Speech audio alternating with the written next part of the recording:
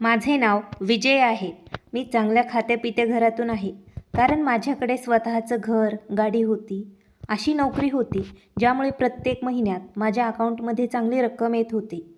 घरात माझे आई-वडील, माझी बहीण आणि मी होतो. आमचे छोटे कुटुंब होते. माझे आयुष्य खूप छान सुरू होते. माझ्या आयुष्यात कशाचीच कमतरता नव्हती. माझ्या वडिलांना माझं लग्न करायचं होतं. तसे तर माझ्या लग्नाचं स्वप्न माझ्या आईचं पण होतं. परंतु माझी आई खूप दिवसांनी माझ्यासाठी अशा मुलीच्या शोधात होती, जी मुलगी स्पेशल असावी, उंच असावी, गोरी असावी, श्रीमंत कुटुंबातील असावी. हां, पण जास्त शिकलेली नसावी. तिला चांगल्या प्रकारे घर प्रपंच चालवता यावा, अशी मुलगी माझ्या आईला अजूनपर्यंत भेटत नव्हती. ती जिथे पण जायची तिथे मुलींना पाहण्यासाठी प्रत्येक मुलीमध्ये काहीतरी कमतरता काढून त्या मुलीला रिजेक्ट करत होती. माझे वडील आईच्या अशा वागण्याला खूप कंटाळले होते. त्यांना वाटत होतं ते जिवंत आहेत तोपर्यंत त्यांच्या मुलाचं लग्न व्हावं. कारण माझे वडील हार्ट पेशंट होते. त्यांची तब्येत कधीही बिघडत होती. आई या गोष्टी समजू शकत नव्हती. माझी बहीण छोटी होती. ती शिक्षण शिकत होती. ती एवढी पण छोटी नव्हती, परंतु माझ्यापेक्षा वयाने लहान होती, तरुण होती. मी मानसिकरित्या लग्नाला तयार झालो होतो. माझे वडील माझ्यावर खूप प्रेम करत होते. त्यांनी कित्येक वेळा माझ्या मनातील इच्छा विचारल्या होत्या. जर तुला कोणती मुलगी आवडत असेल तर तू आम्हाला सांगू शकतो. पण मी असा नव्हतो. मला कोणतीच मुलगी आवडत नव्हती. आई नेहमी वडिलांवर ओरडत होती, मुलाला बिघडवण्यात तुमचाच हात असेल. मी माझ्या पसंतीची मुलगी सून म्हणून या घरात आणेल. जरी मला माझ्या मुलाने त्याच्या पसंतीबद्दल सांगितलं तरीही मी माझ्याच पसंतीने घरात सून आणेल. घरात तीच मुलगी येणार जी माझ्या आवडीची असेल आणि ती माझं ऐकूनच राहील. परंतु पप्पा आईसारखे नव्हते. ते नेहमी मला प्रेमाने आणि आदराने बोलत होते. त्यांचं म्हणणं होतं, माझा मुलगा सर्वात चांगला आहे. माझी बहीण गायत्री पण आईसारखीच होती. तिला प्रत्येक गोष्टीत चुका शोधण्याची खूप सवय होती. याच कारणाने वडिलांना ती जास्त आवडत नव्हती. माझे आईवडील आणि माझी बहीण तिघांचेही विचार वेगवेगळे होते. पप्पा आईला म्हणत होते, तू दुसऱ्या मुलींमध्ये एवढ्या कमतरता शोधतेस, तुला लाज वाटत नाही का? विचार कर, आपली मुलगी ही आता तरुण होत आहे. आपल्या मुलीला पाहायला जेव्हा नातेवाईक येतील, ते आपल्या मुलीमध्ये कमतरता शोधतील, तेव्हा तुला कसं वाटेल? आई वडिलांच्या बोलण्याला जास्त सिरियस घेत नव्हती. तिला तर तेच करायला आवडत होतं जे तिच्या मनात असायचं. पप्पांना हवं होतं घरात अशी सून यावी जी सर्वात वेगळी असेल. आई तर अजून माझ्यासाठी एकही मुलीला फायनल करू शकली नव्हती. पप्पांना वाटत होतं त्यांच्या मुलाचं लग्नाचं वय निघून जात आहे. जेव्हा ते मुलाच्या लग्नापासून मुक्त होतील तेव्हा ते त्यांच्या मुलीच्या लग्नाबद्दलही विचार करतील. पप्पा आईच्या वागणुकीला खूप कंटाळले होते. एके दिवशी ते त्यांच्या मित्राच्या घरी गेले होते. तिथे माझ्या वडिलांना त्यांच्या मित्राची भाची आवडली होती. तिचं नाव मेघना होतं. ती माझ्या वडिलांच्या अपेक्षेप्रमाणे होती. ती साधी, सरळ, निरागस आणि दिसायला खूपच सुंदर होती. पप्पांनी त्यांच्या मित्राला त्यांच्या भाचीबद्दल विचारले. मी माझ्या मुलासाठी तुमच्या भाचीचा हात मागत आहे. पप्पांनी तिथेच गुपचूप मेघनाचा फोटोही काढला होता. घरी आल्यानंतर जेव्हा त्यांनी त्या मुलीचा फोटो आई आणि दीदीला दाखवला तेव्हा त्या दोघींनी तोंड फुगवले. कारण ती मुलगी दिसायला खरोखर खूप सुंदर होती. जेव्हा आईला समजले मुलगी श्रीमंत घरातील आहे तेव्हा आईने अंदाज लावला, ही मुलगी घरातील काहीच कामं करत नसणार. तेव्हा पप्पा म्हणाले, तुला घरात सून आणायची आहे का मोलकरीण? पप्पांनी लगेच त्या मुलीचा फोटो मला दाखवला होता. मी म्हणालो, जसं तुम्हाला योग्य वाटेल तसं तुम्ही करा. तसे तर मुलगी खूप सुंदर आहे, मला आवडली आहे. पप्पा सांगत होते, मिस्टर कपूर या मुलीची खूप स्तुती करत होते. त्यांची भाची खरोखर स्तुती करण्याच्या लायक आहे. तुझी आई तर तुझ्यासाठी या जन्मी तर मुलगी शोधू शकणार नाही. मलाच माझ्या मुलासाठी काहीतरी विचार करावा लागेल. पप्पांनी मेघनाच्या कुटुंबातील लोकांना माहिती पाठवली होती. ते त्यांच्या पत्नीसोबत या लग्नासाठी बोलायला त्यांच्या घरी येणार आहेत. आई मात्र वडिलांच्या या निर्णयाच्या विरोधात होती. ती मेघनाच्या घरी लग्नाची बोलणी करण्यासाठी जायला तयारच होत नव्हती. जेव्हा वडिलांनी आईकडे रागात पाहिले असता आई नरम पडली. आई वडिलांना घाबरत होती, परंतु तिला तिचा हट्ट पूर्ण करायला खूप आवडत होतं. मला माझ्या कुटुंबातील लोकांचं असं वागणं पाहून खूप हसू यायचं. आई, पप्पा आणि गायत्री मेघनाच्या घरी जाऊन लग्न निश्चित करून आले होते. गायत्रीला मुलगी खूप आवडली होती, पण आईचा मूड अजूनही खराबच होता. आईला वाटत होतं या मुलीपेक्षा जास्त चांगली मुलगी त्यांच्या मुलासाठी भेटली असती. मेघना एक चांगली मुलगी होती. तिला लहान बहीण होती. तिचं नाव सोनाली होतं. मेघनाचं कुटुंब छोटं होतं. ते सर्व लोक खूप प्रेमळ होते. माझ्या वडिलांनी या लग्नासाठी लगेच होकार दिला. त्या लोकांना पण आमचे कुटुंब आवडले होते. ते मिडल क्लास लोक होते, आमच्यापेक्षा गरीबच होते. माझ्या आईला नोकरांनी केलेले काम व त्यांच्या हातांचं जेवण अजिबात आवडत नव्हतं. त्यामुळे तिने कधीच घरात मोलकरीण किंवा नोकर ठेवला नाही. ती सर्व काम स्वतः करत होती. तिचं म्हणणं होतं, घरातील काम घरातील मेंबर करतात, तसं मोलकरीण किंवा नोकर करू शकत नाही. नोकर पैशाच्या लोभाने काम करतात, परंतु घरातील स्त्रिया कुटुंब सांभाळण्यासाठी चांगल्या प्रकारे सर्वांची काळजी घेण्यासाठी घरात काम करतात. मी तुम्हाला अगोदरच सांगितलं आहे, माझ्या आईचे विचार करण्याची पद्धत खूपच वेगळी आहे. तिचे विचार या कारणाने असे होते, कारण ती खेडेगावात राहणारी होती. त्यामुळे ती जुन्या विचारांची होती. माझे वडील सुरुवातीपासून शहरात राहत होते. माझ्या आजीला माझी आई आवडली होती. गावातील स्त्री शहरात येऊन राहत होती, परंतु तिचे विचार गावाकडचेच होते. मी असं म्हणत नाही गावातील स्त्रियांचे विचार चांगले नसतात किंवा माझ्या आईसारखे असतात. माझं म्हणणं आहे, गावातील लोकांचे विचार जरा जुने विचार असतात, पण वेळेनुसार ते लोक त्यांचे विचार बदलतात. माझी आई सर्वांपेक्षा खूप वेगळ्या विचारांची स्त्री होती. कदाचित याच कारणाने मी तिला आजपर्यंत समजू शकलो नाही. शेवटी पप्पांच्या हट्टामुळे माझं लग्न मेघनासोबत झालं. मला पण मेघना पहिल्या नजरेत आवडली होती. माझं लग्न अरेंज मॅरेज झालं होतं, पण 2 दिवसात लव्ह मॅरेजमध्ये बदललं होतं. मेघना आणि मला एकमेकांवर एवढं प्रेम झालं, असं वाटत होतं आम्ही दोघं एकमेकांसाठीच बनलो आहोत. माझ्या आयुष्यात आनंद आल्यासारखं वाटत होतं. माझे वडील तर मेघना घरात आल्यापासून खूप आनंदी होते. आई अजून मेघनासाठी आनंदी झालेली दिसत नव्हती.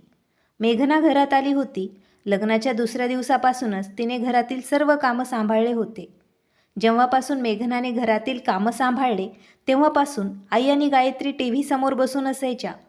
मी पाहिलं होतं, माझे वडील या कारणामुळे आई आणि गायत्रीवर खूप ओरडले होते. माझ्या लग्नाला आज 1 आठवडा पूर्ण झाला होता. तेव्हा माझी बहीण गायत्रीसाठी लग्नायोग्य स्थळ आलं.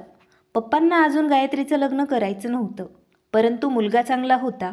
तो अमेरिकेत नोकरी करत होता.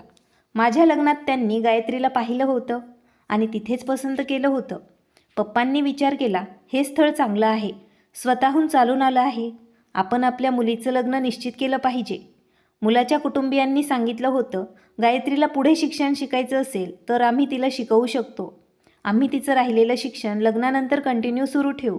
हे नातं माझे आईवडील आणि गायत्रीला पण आवडलं होतं.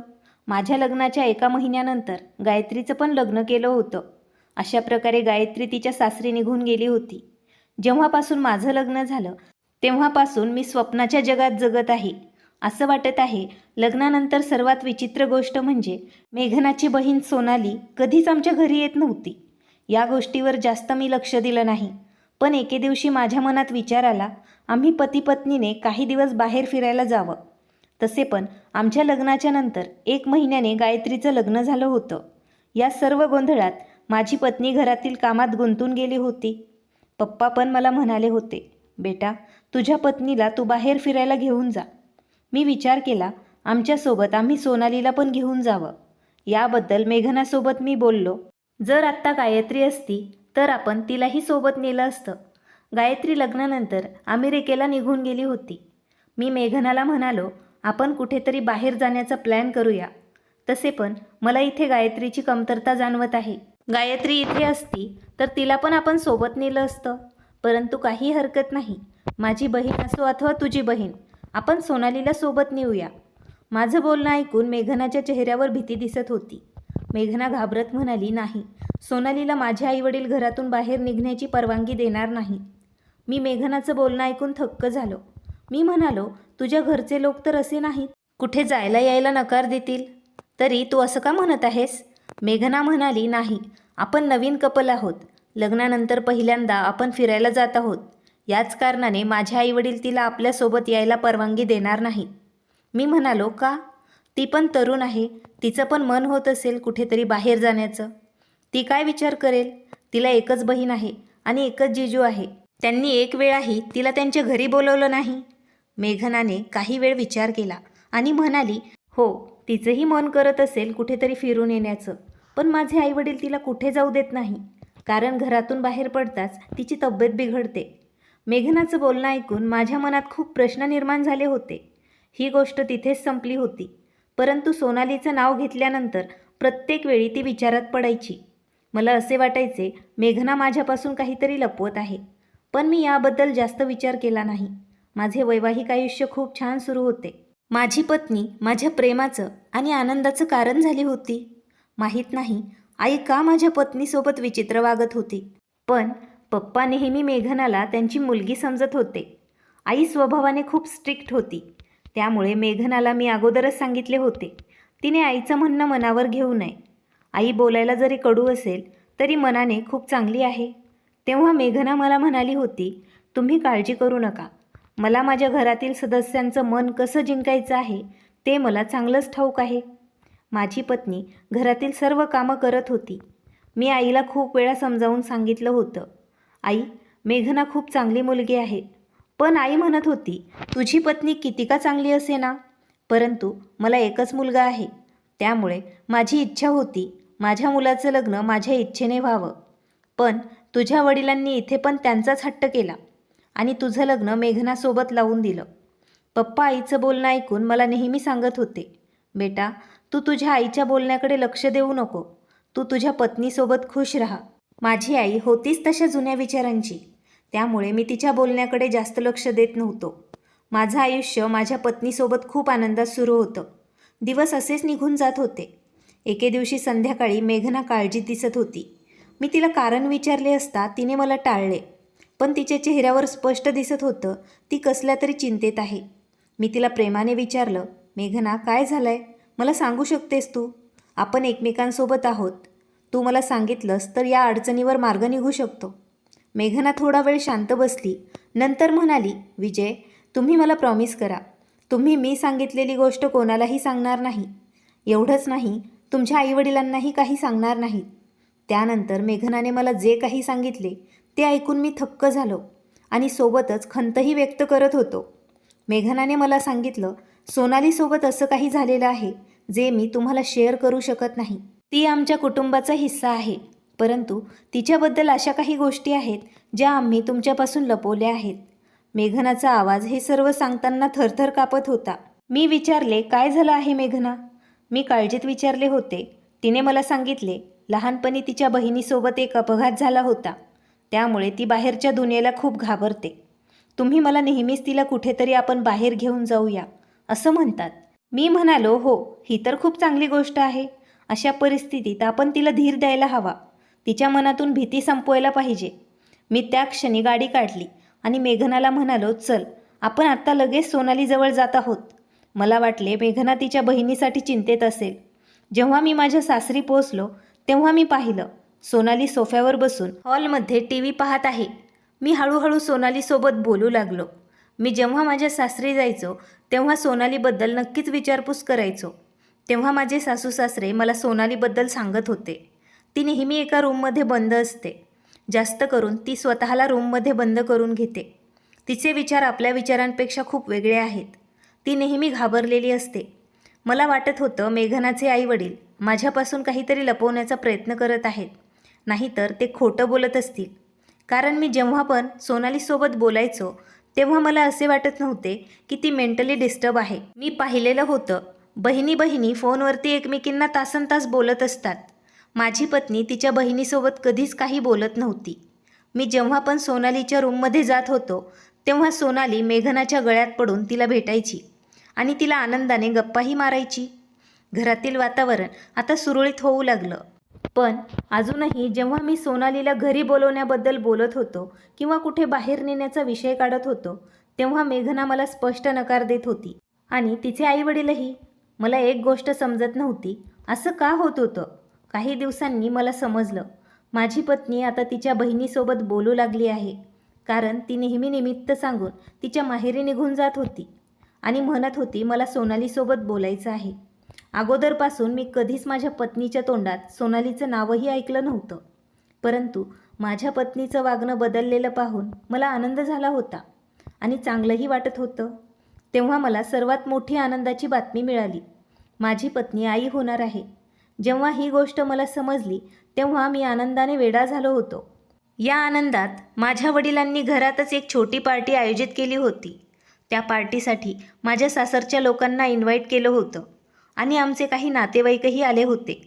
माझी बहीण तेव्हा अमेरिकेवरून तिच्या पतीसोबत फंक्शन अटेंड करायला आली होती. काही दिवस घरी राहिल्यानंतर ती परत अमेरिकेला निघून गेली. सर्वात विचित्र गोष्ट म्हणजे या पार्टीमध्ये माझी मेहुणी सोनल आली नव्हती. मी पाहिलं होतं मेघनाचे आईवडील मेघनावर खूप प्रेम करतात, पण सोनालीसोबत त्यांचे वागणे विचित्र असायचे. मी याबद्दल माझ्या सासू सासऱ्यांना प्रश्न विचारला होता. तुम्ही सोनालीला पण सोबत आणायला हवं होतं. तेव्हा ते म्हणाले, बेटा सोनालीची तब्येत बरी नाही, त्यामुळे आम्ही तिला आणले नाही. मेघनाने पण तिच्या आईवडिलांना सोनालीला का नाही आणले असे विचारले होते. दिवस असेच निघून जात होते. प्रेग्नन्सीमध्ये माझ्या पत्नीची तब्येत सतत बिघडत होती. माझी आई माझी पत्नी आल्यापासून कोणत्याच कामाला हात लावत नव्हती. मला पण वाटत नव्हतं आईने घरातील काही कामं करावं. घरात कामासाठी मोलकरीण ठेवण्यासाठी माझी आई तर तयारच होत नव्हती. प्रेग्नन्सीमुळे माझ्या पत्नीची तब्येत ठीक नसल्याकारणाने ती घरातील कामं करू शकत नव्हती. माझी पत्नी तिच्या माहेरी जाण्याचा हट्ट करत होती. ती म्हणत होती, जेव्हा मी माझ्या माहेरी जाते तेव्हा मी माझ्या बहिणीसोबत थोडा वेळ बोलले तर मला बरं वाटेल. पण तिची तब्येत ठीक नसल्याकारणाने डॉक्टरांनी मेघनाला बेड रेस्ट सांगितली होती. मला वाटले एक बहीण तिच्या बहिणीला समजू शकते, त्यामुळे मी माझ्या सासरी आलो. तिथे जाऊन मी मेघनाच्या आईवडिलांना म्हणालो, मेघनाच्या प्रेग्नन्सीमुळे तिची तब्येत चांगली राहत नाही. मला वाटतं तुम्ही सोनालीला काही दिवस माझ्यासोबत माझ्या घरी पाठवावं, जेणेकरून माझ्या पत्नीची तब्येत बरी होईल. माझं बोलणं ऐकून माहीत नाही का मेघनाच्या आईवडिलांच्या चेहऱ्याचा रंगच उडाला होता. सोनाली तेव्हा तिच्या रूममध्ये होती. जेव्हा मी सोनालीला आवाज दिला तेव्हा ती रूममधून बाहेर आली. मी तिला म्हणालो, तुला अडचण नसेल तर काही दिवस तू आमच्या घरी चल. घरातील कामांसाठी खूप अडथळे येत आहेत आणि तू आल्यामुळे मेघनालाही बरं वाटेल. सोनाली लगेच आमच्या घरी येण्यासाठी तयार झाली. सोनालीची आई म्हणाली, अच्छा बेटा ठीक आहे, तू सोनालीला घेऊन जाऊ शकतो. परंतु तिचे वडील काही बोलले नाही. संध्याकाळी सोनाली आमच्या घरी आली होती. मेघनाने जेव्हा सोनालीला घरी आलेलं पाहिलं तेव्हा ती चकित झाली. सोनालीने मेघनाला वचन दिलं होतं, ती घरातील कामं चांगले सांभाळेल. आईला पण सोनालीला पाहून खूप आनंद झाला होता, कारण तिला आनंद झाला, घरात मी मोलकरीण न आणता माझ्या मेहुणीला घेऊन आलो आहे. पप्पांना मात्र याबद्दल अडचण होती. ते मला म्हणाले, बेटा आपण घरी आलेल्या पाहुण्यांकडून काम करून घेणार आहोत का? हे बरं वाटणार नाही. तेव्हा आई म्हणाली, का बरं वाटणार नाही? मोलकरणीवर विश्वास नसतो, कारण ती बाहेरून आलेली असते, परंतु घरच्या लोकांवर विश्वास असतो. बेटा तू अगदी योग्य केलंयस. मी दीर्घ श्वास घेतला आणि विचार केला, चला या गोष्टीवर तरी आई आनंदी आहे. माझी पत्नी दिवसभर तिच्या रूममध्ये आराम करत होती आणि सोनाली सर्व काम चांगल्या रीतीने सांभाळत होती. मी माझ्या पत्नीसोबत आमच्या येणाऱ्या बाळाचा विचार करत होतो. जसं जसं माझ्या पत्नीची प्रेग्नन्सीचे दिवस जात होते तसं माझ्या आईचा मूड पण चांगला होऊ लागला. पप्पा आणि मी दिवसभर ऑफिसमध्ये असायचो. जेव्हा संध्याकाळी आम्ही घरी परत यायचो तेव्हा घरात एक आनंद पसरलेला दिसत होता. हे सर्व पाहून मला खूप आनंद होत होता. एके दिवशी मी ऑफिसमध्ये होतो तेव्हा आईने मला कॉल करून एक भयंकर गोष्ट सांगितली. त्या क्षणी मी हॉस्पिटलमध्ये जाण्यासाठी निघालो. जेव्हा मी हॉस्पिटलमध्ये पोहोचलो तेव्हा मेघना हॉस्पिटलच्या बेडवर पडलेली होती. आई आणि सोनाली हॉस्पिटलमध्ये होत्या. मी विचारलं, हे सर्व कसं काय झालं? तेव्हा आई म्हणाली, माहीत नाही बेटा, मेघना बाथरूममध्ये आंघोळीसाठी गेली होती. अचानक तिच्या ओरडण्याचा आवाज ऐकायला आला. मी आणि सोनालीने धावत जाऊन पाहिले असता ती बेशुद्ध झालेली होती. जेव्हा आमचं लक्ष बाथरूमच्या फरशीवर गेलं तेव्हा तिथे एक वायर लटकत होतं. त्याचा करंट संपूर्ण बाथरूममध्ये पसरलेला दिसत होता. तेव्हा आम्ही दोघी लगेच मेघनाला हॉस्पिटलमध्ये घेऊन आलो. डॉक्टरांनी सांगितले, आता मेघना एकदम बरी आहे आणि तिचं बाळही व्यवस्थित आहे. मी देवाचे आभार व्यक्त केले. सर्व काही ठीक होतं. परंतु हा अपघात झाला कसं काय? विचित्रच गोष्ट होती. बाथरूममध्ये वायर कुठून आले? सोनाली मेघनाची खूप काळजी घेत होती. 2 दिवसानंतर मेघनाला हॉस्पिटलमधून डिस्चार्ज देण्यात आला. पप्पांनी सांगितलं होतं, मेघनाची काळजी घ्या, ती मरता मरता वाचली आहे. मेघना म्हणाली, हा अपघात कोणासोबतही होऊ शकला असता. हरकत नाही, मी आता बरी आहे. डॉक्टरांनी मेघनाला आता आराम करायला सांगितलं होतं. मेघनाला आता दुसरा महिना सुरू होता. देवाच्या कृपेने मेघनाला जास्त काही झालं नव्हतं. काही दिवसांनी मेघना पूर्णपणे बरी झाली होती. आता सर्व काही व्यवस्थित सुरू होतं. सोनाली खूप चांगला स्वयंपाक बनवत होती. ती तिच्या बोलण्याने माझ्या आईला प्रभावित करत होती. सोनालीकडे पाहून मला असे कधीच वाटले नाही की ती मेंटली डिस्टर्ब आहे. मला वाटत होतं दुसरीच काहीतरी गोष्ट असेल, परंतु मी ही गोष्ट माझ्या डोक्यातून काढण्याचा प्रयत्न केला. सोनालीला आमच्या घरी येऊन बरेच दिवस झाले होते. या दरम्यान मेघनाच्या आईवडिलांनी त्यांच्या लहान मुलीशी बोलण्याचा प्रयत्नसुद्धा केला नव्हता आणि त्यांनी तिला घरी परतही बोलवले नव्हते. मेघनालाही वाटत नव्हते तिच्या बहिणीने आता तिच्या घरी परत जावे. सोनालीचं म्हणणं होतं, जोपर्यंत तिच्या बहिणीची डिलिव्हरी होणार नाही तोपर्यंत मी इथून जाणार नाही. मला आनंद वाटत होता, कारण ती आम्हा सर्वांची खूप काळजी घेत होती. काही दिवसानंतर अजून एक अपघात माझ्या पत्नीसोबत झाला. ती जेवण झाल्यानंतर तिच्या बेडरूममध्ये आराम करण्यासाठी गेली होती. गरमीचे दिवस होते, त्यामुळे तिने फॅनचा स्विच ऑन केला आणि ती बेडवर आराम करण्यासाठी गेली. थोडा वेळ फॅन चालू होता, पण नंतर काही वेळाने तो फॅन बेडवर पडला. हे तर बरंच झालं, फॅन पडण्याअगोदर मेघनाचं लक्ष त्याकडे गेलं होतं. ती लगेच बेडवरून उतरली आणि पंखा बेडवर पडला होता. मेघना बेडवर असती तर तिच्यासोबत खूप वाईट झालं असतं. जेव्हा मी घरी आलो तेव्हा मला या अपघाताबद्दल सोनालीनेच सांगितलं. या अपघातानंतर मेघना खूप घाबरली होती. ती खूप रडत होती. मला समजत नव्हतं हे शेवटी काय असं होत आहे. मी खूप काळजीत पडलो होतो. तेव्हा सोनाली माझ्यासाठी चहा घेऊन आली. माझ्यासमोर येऊन ती बसली. ती म्हणाली, दाजी काय झालं आहे? तुम्ही काळजीत दिसत आहात. मी म्हणालो, हो, मी काळजीत पडलो आहे. मी विचार करत आहे, हे एकानंतर एक अपघात मेघनासोबत का होत आहेत? सोनाली म्हणाली, दाजी वाईट वाटू देऊ नका, परंतु मला असं वाटत आहे दीदीसोबत हे अपघात नाहीत, कोणीतरी जाणून बुजून तिला मारण्याचा प्रयत्न करत आहे. मी लगेचच तिच्याकडे आश्चर्याने पाहिलं. तेव्हा ती घाबरली आणि म्हणाली, माझ्या म्हणण्याचा अर्थ असा आहे, मला तुमच्या आईचं वागणं माझ्या दीदीसाठी योग्य वाटत नाही.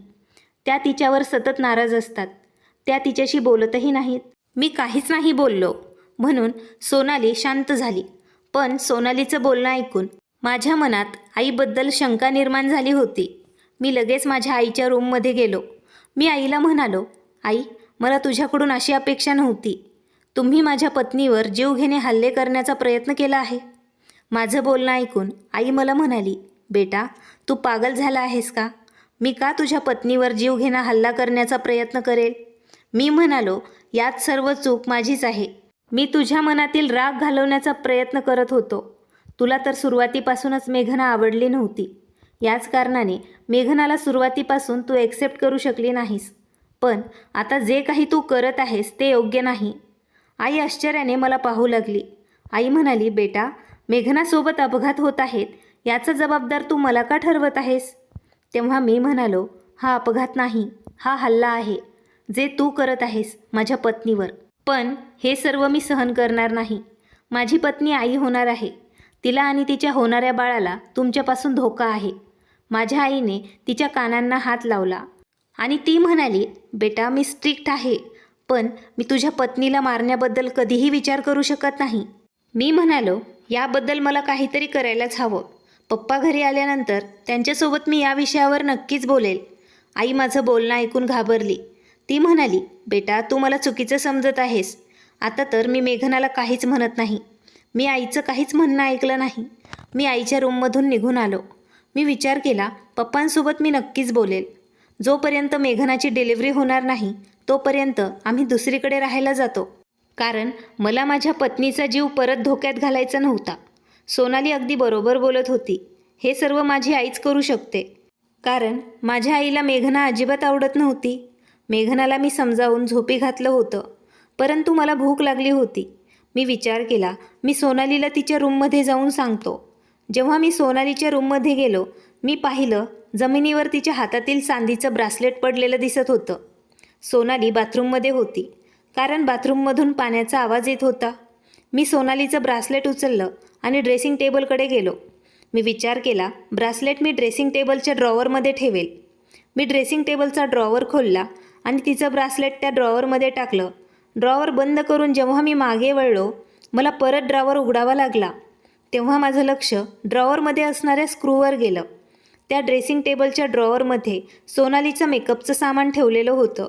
मग तो स्क्रू माझ्या हातात मी घेतला आणि नंतर सर्व विचार मी जोडायला सुरुवात केली. मी सोनालीच्या रूममधून बाहेर आलो. काय? माझ्या पत्नीला मारण्याचा प्रयत्न सोनाली करत आहे?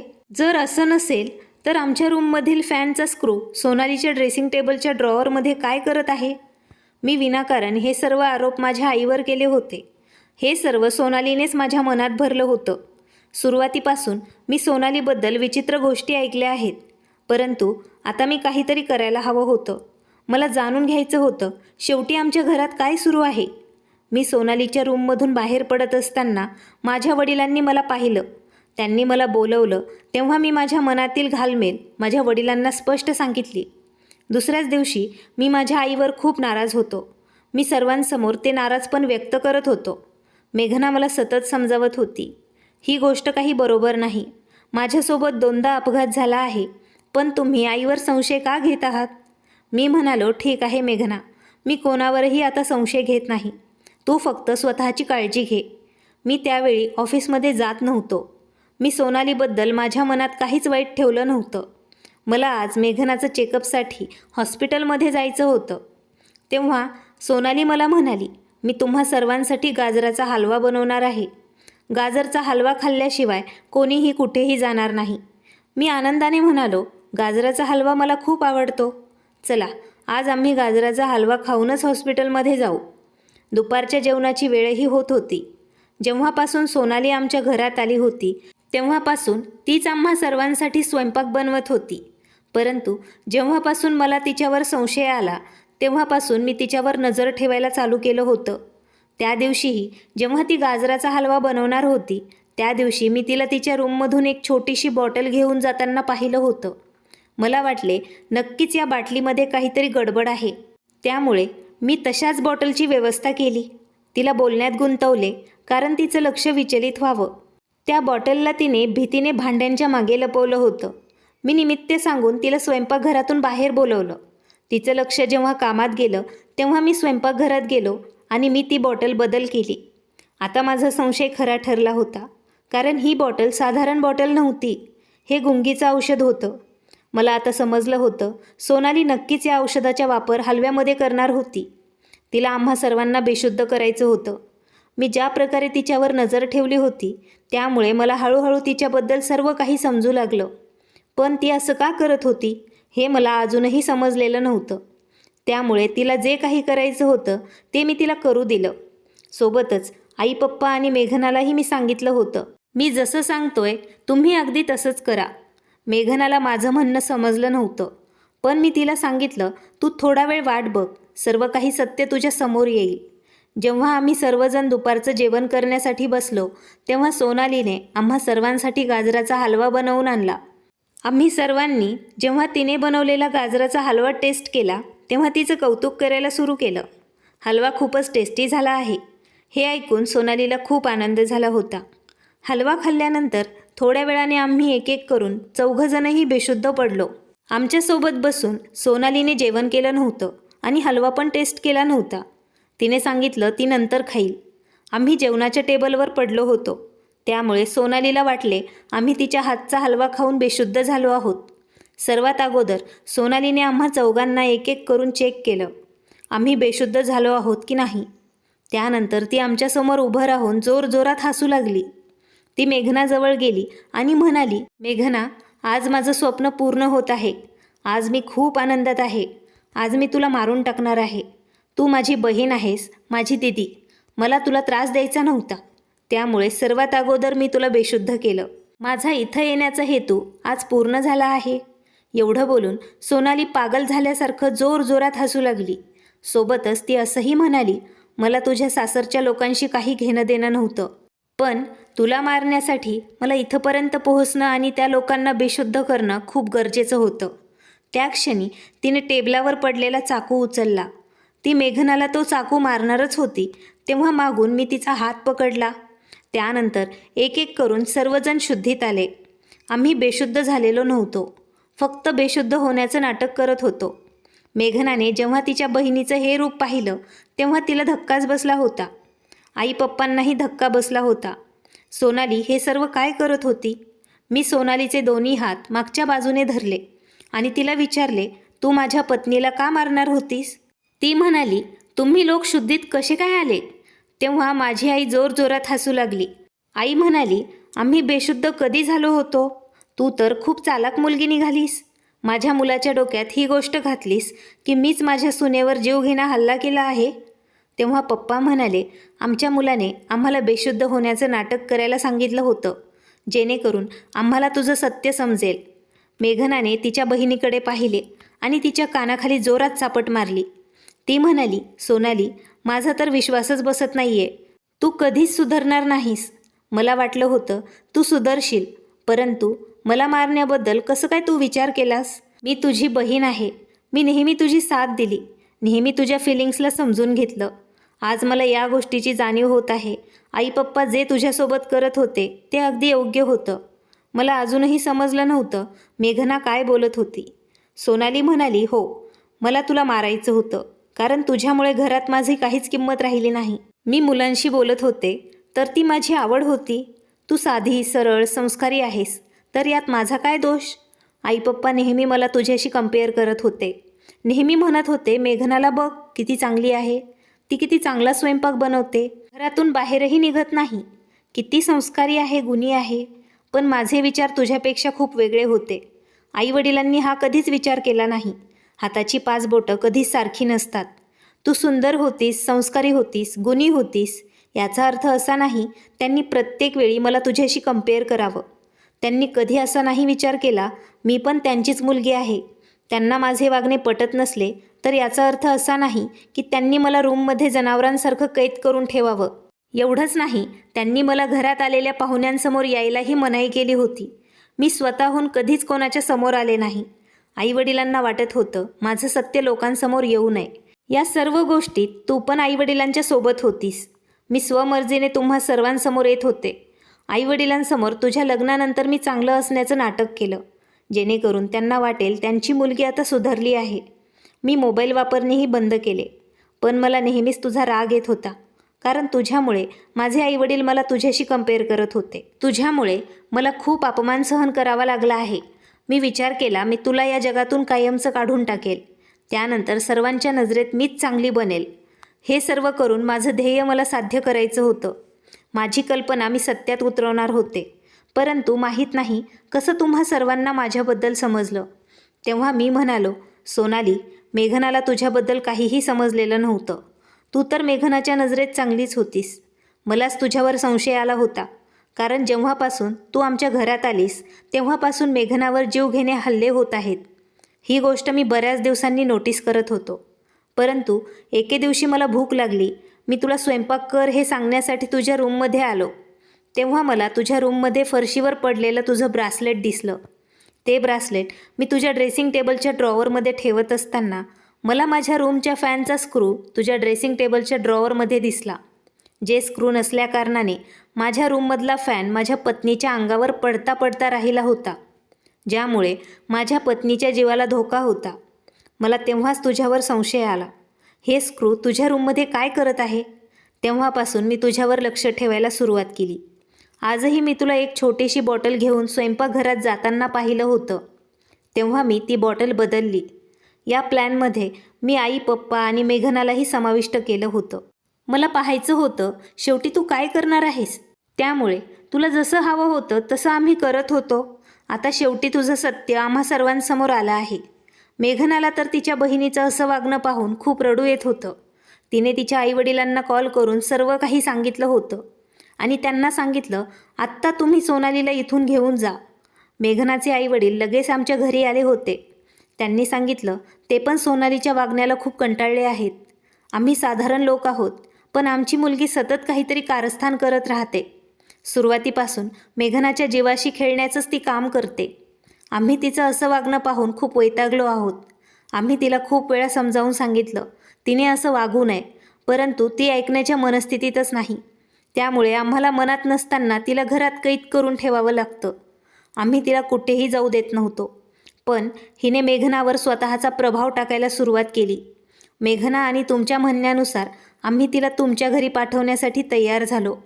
पण आम्हाला हे नव्हतं माहीत, सोनाली चांगलं होण्याचं नाटक करून मेघनाचा जीव घ्यायला बसली आहे. ते लोक सोनालीच्या वागण्याबद्दल आमची माफी मागत होते. मेघना खूप रागात होती. मेघनाच्या आईवडिलांनी सोनालीला पोलिसांच्या ताब्यात देण्याचा विचार केला. पण पोलिसांचं नाव ऐकून सोनाली खूप घाबरली होती. ती सतत तिच्या आईवडिलांची माफी मागू लागली. त्यांनी तिला पोलिसांच्या ताब्यात देऊ नये. पण मेघनाच्या आईवडिलांनी त्यांच्या ओळखीच्या पोलिसांना सोनालीबद्दल सर्व काही सांगितलं. तेव्हा त्या पोलिसांनी सांगितलं, काही दिवस सोनाली तुरुंगात राहिली तर तिचं डोकं जागेवर येईल. पोलीस सोनालीला अरेस्ट करून घेऊन गेले होते, कारण तिने तिच्या बहिणीला मारण्याचा प्लॅन केला होता. जर वेळेवर मला तिचा प्लॅन समजला नसता तर कदाचित तिने तिच्या बहिणीचा जीव घेतला असता. मी या कथेच्या मार्फत तुम्हाला सांगू इच्छिते, जेव्हा आपण नात्यांना एकमेकांशी कंपेअर करायला लागतो तेव्हा आपण त्या नात्यांना बिघडवायला लागतो. एका मुलाला दुसऱ्या मुलाशी किंवा एका मुलीला दुसऱ्या मुलीशी कंपेअर करणं म्हणजे मनामध्ये द्वेष निर्माण करणं आहे आणि त्यांच्यात दुरावा वाढवणं आहे. जर आपण असा विचार केला, ती अशी आहे आणि तू तशी का नाहीस, ते बघ तिने किती चांगलं काम केलं आहे, परंतु तू तिच्यासारखं चांगलं काम करू शकत नाहीस, हे चुकीच्या कमेंट्स पास करणं चुकीचं आहे. हे सर्व वागणं मनामध्ये दुरावा निर्माण करतं. जेव्हा नात्यांना एकमेकांशी कंपेअर केलं जातं तेव्हा ते एकमेकांचे दुश्मन बनू लागतात. या सर्व गोष्टींमुळे नात्यांचा सुंदरपणा नष्ट होतो. त्यामुळे एक गोष्ट नेहमी लक्षात ठेवली पाहिजे, कुटुंबातील प्रत्येक व्यक्ती वेगवेगळा असतो. आपण एकमेकांच्या कमतरता काढण्याऐवजी एकमेकांना आधार दिला पाहिजे, कारण माणसांचं वागणं त्यांच्या नातेवाईकांमुळे शांतता आणि आपुलकीवर निर्भर असतं. नातं हे माणसाचं असणं, वागणं यांचं जाळं असतं. जेव्हा माणूस कोणाशी जोडला जातो ते त्यांचे आईवडील किंवा मित्रही असेना, आयुष्यात त्याला त्या नात्याकडून एकच अपेक्षा असते, ते नातं खरेपणा, प्रामाणिकपणा आणि प्रेमाने परिपूर्ण असावं. नाते कधीच पक्के नसतात.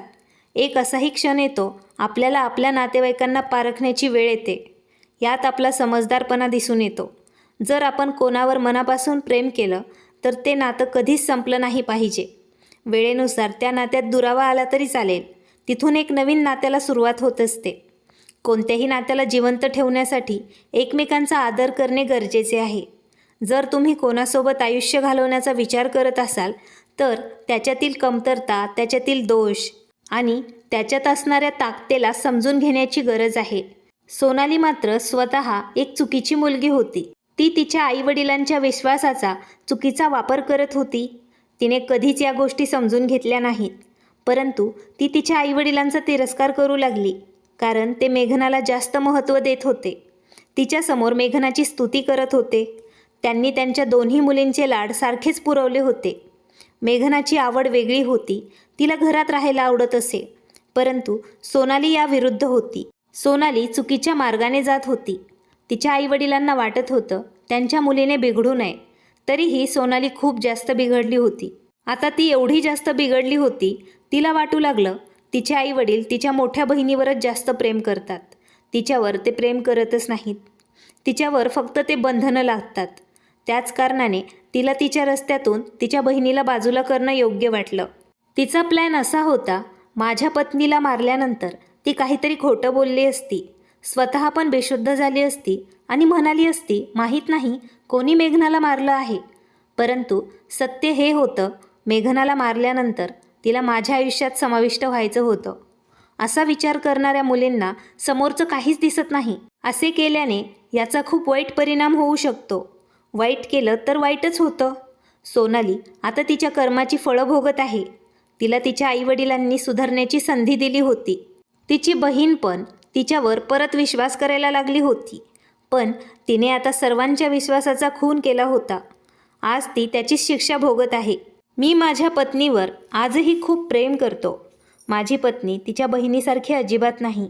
माझ्या आईच्या मनातील मेघनाबद्दलचा राग आता निघून गेला होता. काही दिवसांनी माझ्या पत्नीने एका गोंडस मुलाला जन्म दिला. आता आम्ही सहकुटुंब आनंदाने एकत्र राहत आहोत. मित्रांनो, तुम्ही तुमच्या आयुष्यात अशी कोणती सिच्युएशन फेस केली आहे का? तुमच्या जवळच्याच लोकांनी तुम्हाला त्रास दिला आहे? तुम्ही तुमचा अनुभव आम्हाला कमेंटमध्ये नक्कीच सांगू शकता. मित्रांनो, तुम्हाला आजची कथा आवडली असेल तर व्हिडिओला लाईक करा, शेअर करा आणि नवीन असाल तर चॅनल सबस्क्राईब करा. धन्यवाद.